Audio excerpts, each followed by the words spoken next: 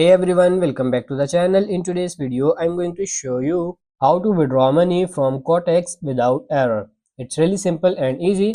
First of all, just open up the Quotex application. So after opening the Quotex, tap on these three dots in the bottom right corner. Then tap on this withdrawal. And you will be brought into withdrawal section where you have to choose the amount you want to withdraw.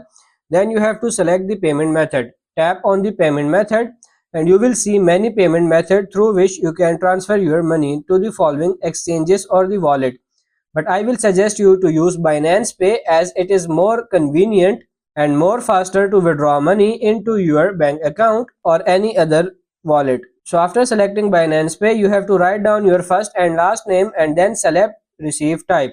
Here you have to select Binance account email and then you have to enter the email of your Binance account. After this, tap on confirm and you will receive the 6-digit verification code on your email. Just confirm it. It will take some time to withdraw your money and then you are good to go. So that's pretty much it for this video. I hope this video was helpful. If it is, like it and subscribe to the channel. Thank you.